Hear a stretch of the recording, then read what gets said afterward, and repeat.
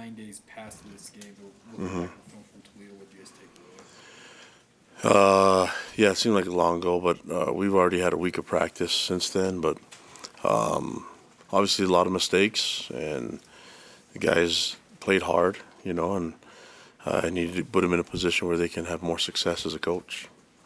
What areas did you focus on during the bye week?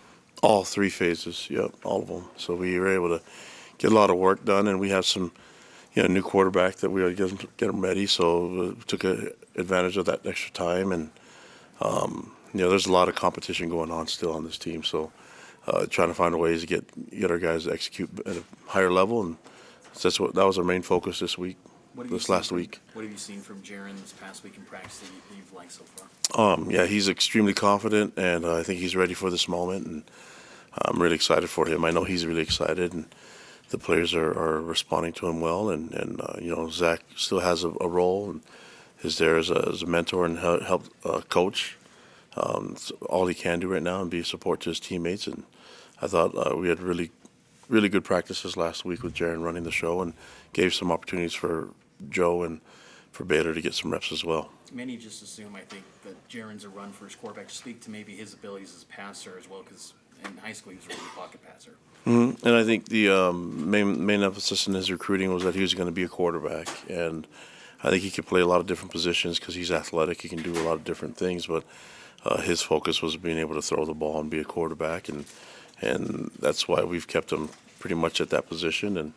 And we've used him a little bit here and there on different things and schemes, but he came here to play quarterback, and I'm unfortunate that there was an injury, but really happy that he's ready to seize the moment and take advantage of the opportunity that he has for him. How much do you think him getting the first team reps in the off season?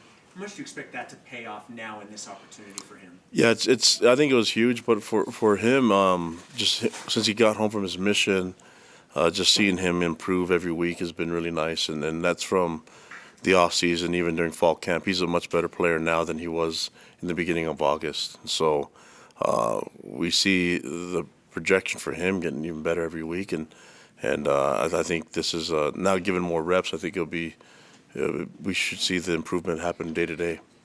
Has there been any noticeable changes to the offense with Jaron Hall leading them? We have a lot of different things in the offense that we put in, early in fall camp, and so I think we can pick and choose from what we already established and what we already kind of run as a system. And obviously, Jaron has a lot of strengths that are different than other quarterbacks, but he can throw the ball too. So I think we'll see what happens on Saturday. How When close you went is through that? this last year with Tanner and switching out, does that help you in a way for this year? Although last year you changed styles, this year you probably won't change styles as much. I think the biggest help was the bye week. We had the same time happen last year, and so getting the extra practice time I think has been the main benefit for us. And last year was still kind of a new system, and this year the guys are way more familiar with the offense, and with extra practice time, I think it's going to help Jaron a lot. But he's a student of the game. He prepares really well, multi-sport athlete, and so he's a guy that's been in the situation when his number's been called, and he's had success doing it. So we're looking forward to having him do that. The same type of mentality he has in baseball and all the other sports that he's done. I mean, he does that with everything he does. If you know anything about him, see what he does in practice. Since he got home from his mission, seeing him approach every day, the guy is just waiting for his number to be called, and it just happens to be this week. How did you feel about the run game in the first week without Tyson, with Soup, and the rest of the running backs there? Yeah, I mean, I think they're capable of running the ball, and obviously it hurts not having Tyson in there, but I think the guys are ready for their moment as well, and just take advantage of the opportunities when they have their number called and giving them runs, and maybe we can lean on them a little bit more, but we'll have to wait and see. I think going into the game plan and things that we want to do, I'm not trying to give away too much, but I think we can do a lot of different things that we've shown, and to me it's just executing, whether it's a run or pass. It doesn't really matter. We just need to score points. Last week, the state of California passed that bill, SB 206, Fair Pay to Play Act. What impact do you think that's going to have on college football and college athletics?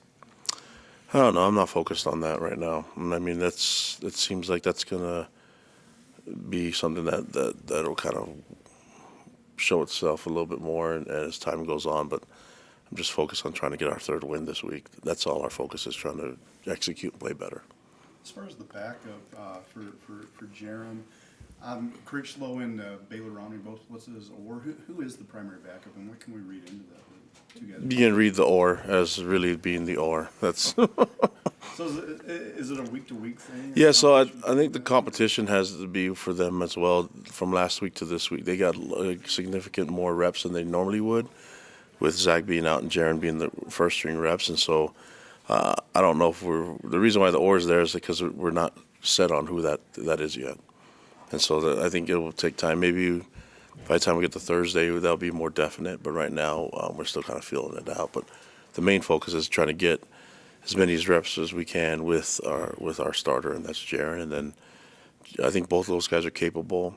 Joe's had experience starting before, and both bring different strengths to the table. So it'll be the coaches being able to feel that out and probably establish it soon. It just didn't happen today, so maybe after today we'll have it more definite. Did you practice more last week in the bye week than you would have normally having to make that transition?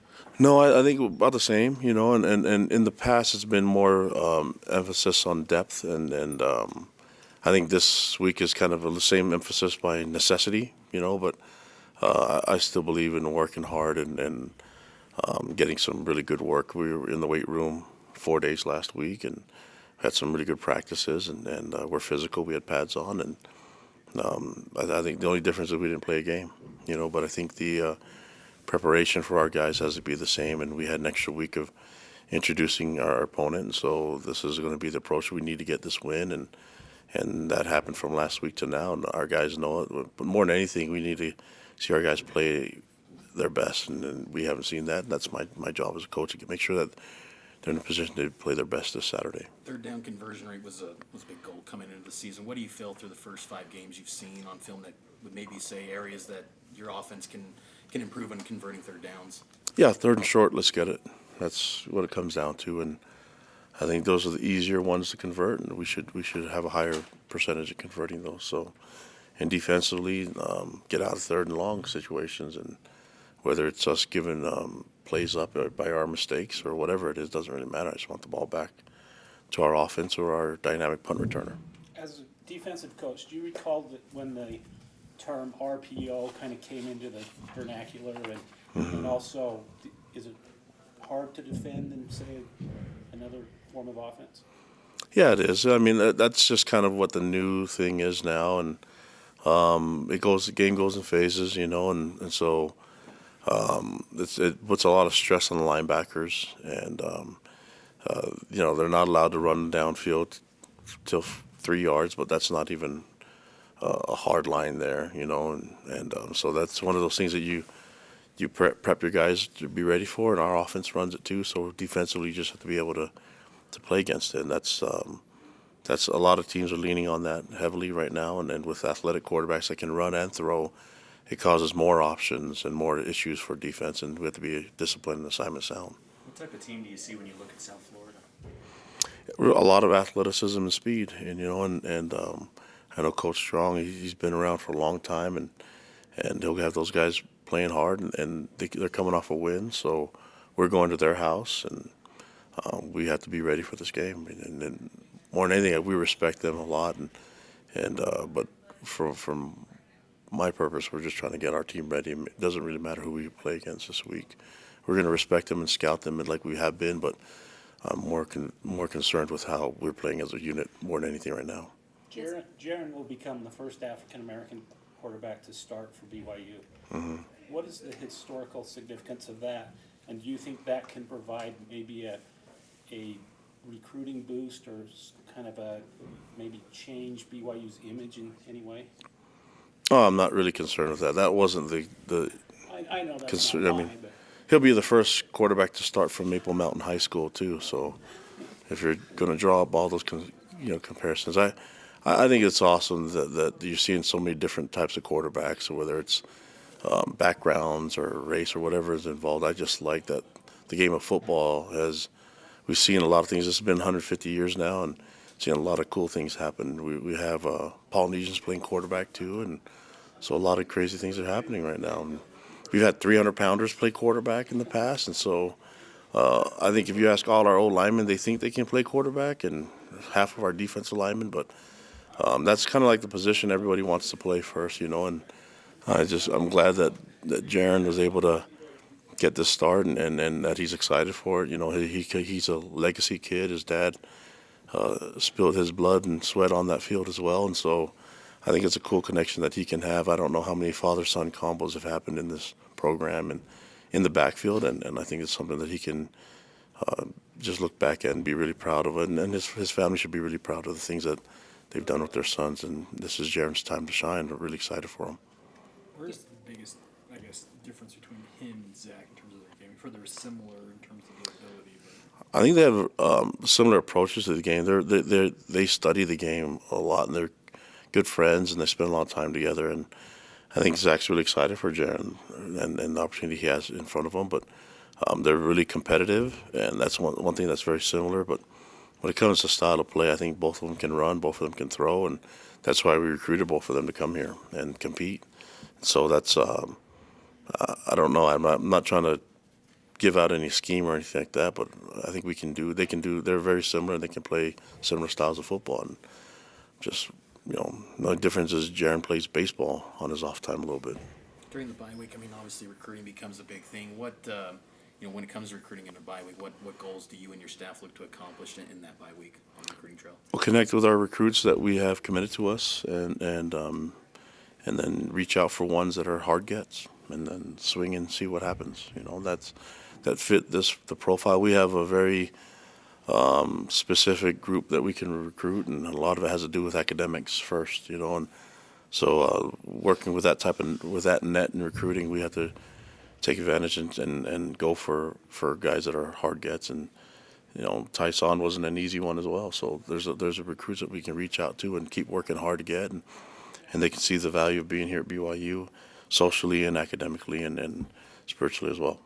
the transfer portal, we've talked to them in the past about it. Like a lot of guys, we're seeing them enter it during the season. Will you guys look at guys like that in season, or do you guys wait until the postseason before you? I think that's part of recruiting. Yeah, I think you're foolish not to.